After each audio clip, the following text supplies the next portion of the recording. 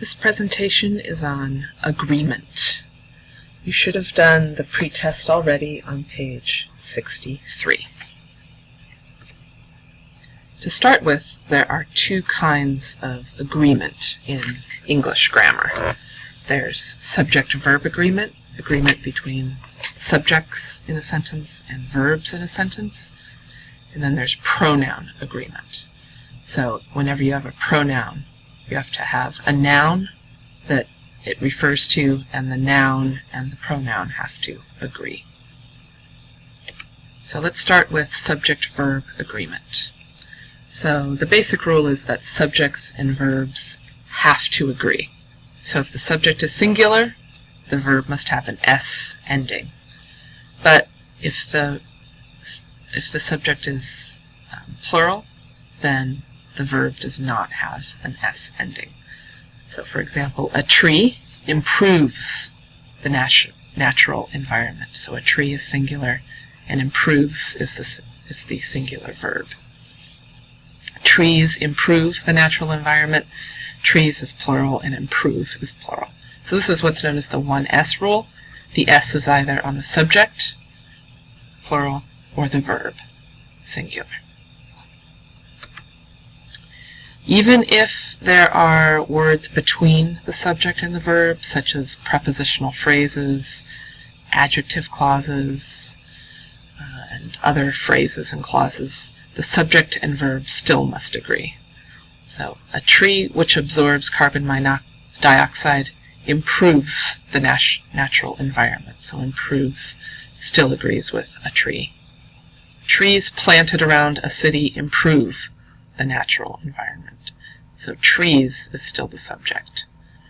Trees, as well as grass, improve the natural environment. So trees is still the subject in that sentence. Here are some special rules for subject-verb agreement. So first of all, two phrases, a number of and the number of. One is singular and one is plural. A number of is plural, the number of is singular. So a number of studies have found that smoking is harmful, but the number of studies that have found that smoking is harmful is countless. Secondly, percentages, fractions, amounts, and distances are singular. So, but sometimes if there's an of phrase, it can be singular or plural depending on the noun in that phrase. So 1/3 is obese, so 1/3 by itself, but 1/3 of adults in the US are obese. So the are is agreeing with adults. None is always singular. None has been eaten, or none of the cookies has been eaten. Then there are a set of adjectives called correlative adjectives, like neither, nor, either, or, not only, but also. The verb always agrees with the second noun in these phrases. So neither the results nor the experiment is complete. So the experiment is the subject because it's a correlative adjective. Then omitted words in a second clause but understood from the previous clause agree with the verb. So recent immigrants still speak their home country's languages while second generation tend not to. So it's understood second generation immigrants tend not to.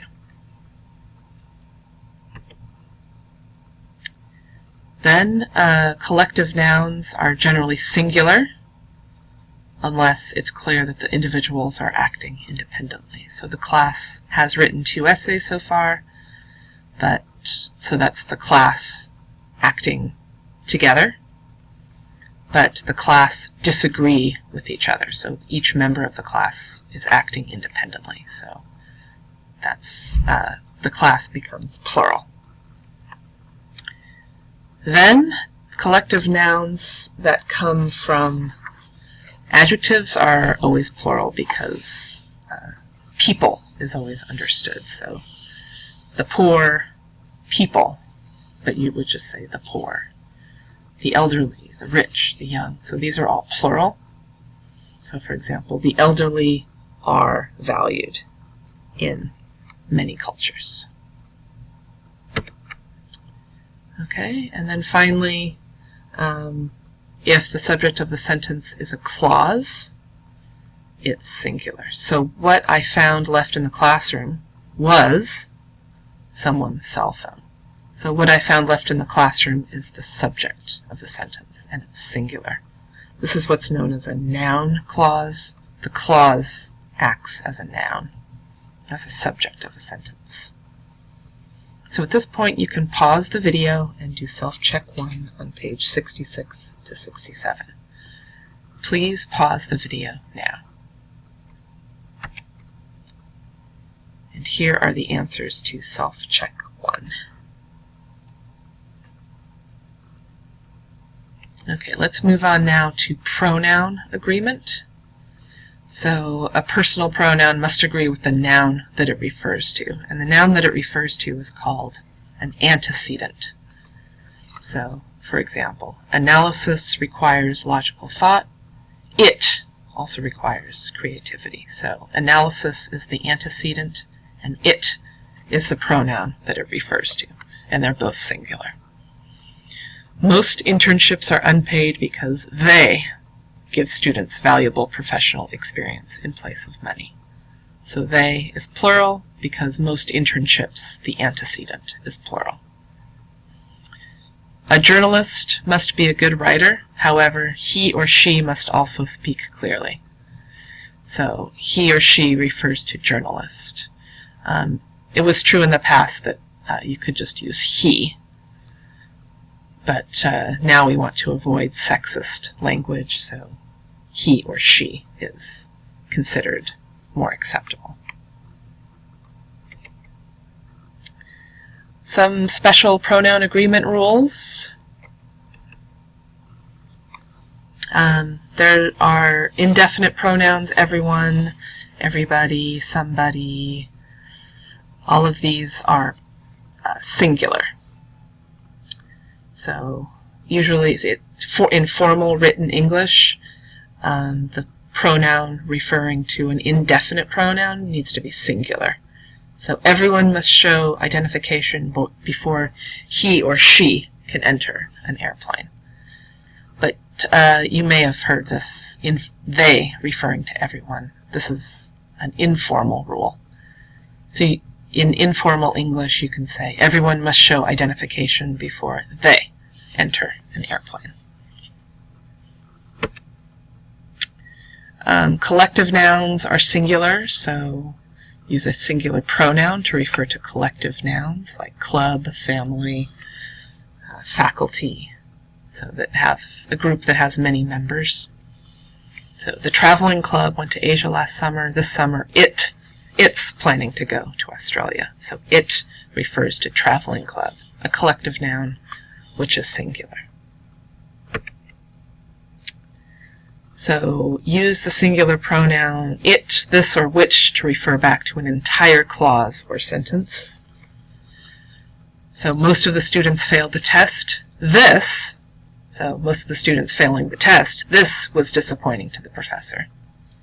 Or most of the students failed the test, which was disappointing to the professor. And then make sure your pronouns are not ambiguous. So when students evaluate their professors, they learn a lot from their responses. So it's not clear here if they refers to professors or students, because there's two possible antecedents. Same with their. Does it refer to professors or students? So you need to not use pronouns in that case. When students evaluate their professors, the professors learn a lot from the students' responses. Okay, so at this point you can do self-check 2 on page 68 and 69. Please pause the video now. And here are the answers to self-check 2.